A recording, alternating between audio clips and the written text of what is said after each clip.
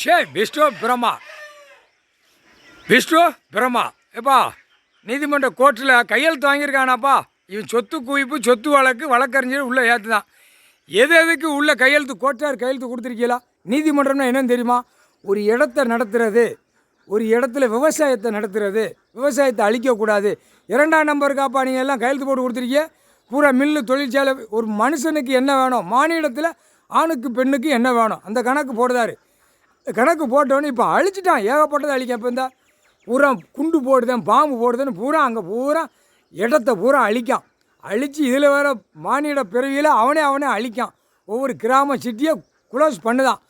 பண்ணுறா, நீ அடிக்கிறது அடுறா அப்படின்ட்டார். நான் வேடிக்கை பார்க்க அப்படின்ட்டார். ஆனால் ஒட்டு மொத்தமாக மும்பையிலேருந்து தமிழ்நாடு வரைக்கும் எல்லா அரசியலாவது உள்ளே போகிறது உறுதி அப்படின்ட்டார்.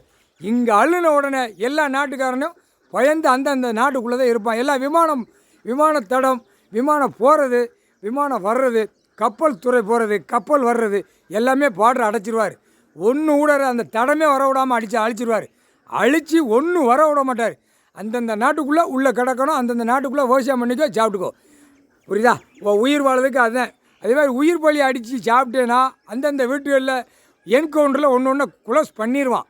ஆடு மாடு கோழி பறவைகளை அடித்து தின்னானா அந்தந்த வீட்டுகளில் ஒன்று ஆதார கார்டில் இருக்கணும், ஒன்று என்கவுண்டரில் போட்டு முடிச்சிருவான்.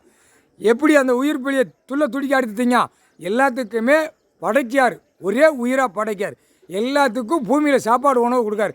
அமைதியாக பொத்தி போன அரசியல்வாதியிலேருந்து கவர்மெண்ட் வேலை ஆக்கிறவன்லேருந்து மானிட பேருந்து உள்ளே கிடக்கான்ல, பூரா சிட்டி கிராமத்தில் மாதிரி கிடக்கான். அம்மா ஆத்தா காகித பேப்பரை விட்டுட்டு பாலாக்கி விட்டுட்டான். பாய் கண்டார ஒளிமை பாலாக்கி விட்டுட்டான். அம்புட்டும் பேப்பர். இப்போ டெல்லியில் உட்காந்து அவன் என்ன செய்தான்? இப்போ எந்த நாடை அழிக்கணும், எந்த குளத்தை அழிக்கணும், எந்த ஏரியில் போகிற பாம்பு போடணும். 2 நாட்டுக்காரன் நாடுலாம் இவர் நாடு சீலை குத்திட்டார். எல்லாமே என்னுடைய நாடுன்னு.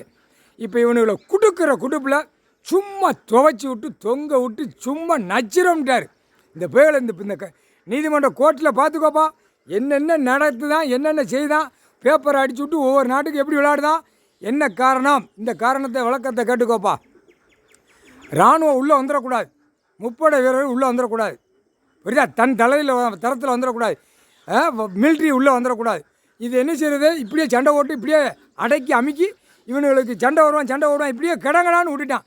இப்போ இதுக்கு தீர்மானம் இவர் தான் எடுக்கார். ஐயா தீர்மானம் எடுக்கையில் இவனுங்களை அரசியல்வாதியை ஒட்ட வழிச்சு பிதுக்கி எடுத்து போடாமட்டார். அரசியல்வாதி இந்த செம்மத்தில் ஒரு பேர் இருக்க மாட்டான். அதுக்கு நாள் குறிச்சிட்டாரு. எந்த டைம் தெரிய மாட்டேங்க, எங்களுக்கே தெரிய மாட்டேங்க. சிரிக்கார். நாங்கள் கேட்டோம் எவ்வளோ நாளுக்குள்ளே உள்ளே போவான் அப்படின்னு. அதுக்கு சிரிக்கார். அது அவரால் தான் முடியும், கடவுளால் தான் முடியும். ஆதார் கார்டு, ரேஷன் கார்டில் உள்ள என் வீடு ஸ்விம்மிங் கோல் மாதிரி கெட்டியிருக்கான்னு கெட்டி அப்படியே மாளிகை கண்ணை திறந்து மேலே கீழே பார்க்கான்ல, அவனுக்கு 2 குண்டை கசக்கி விட்டுருவார். முக்கால் சத்தியம். ஏண்டா கடவுளில் தெரியாத அளவுக்கு 2 கையை வீசிக்கிட்டு கழுத்தில் போட்டு ஆடிட்டாலே தான் ஆணும் பெண்ணும். என்னையும் பாரு, என் மோரே பாரு, சங்கிலி போட்டிருக்கானா. இல்லையா முட்டாப்பையில் நீ 1558 சேட்டை பண்ணி உன் சங்கிலி கழுத்தில் கிடக்கு.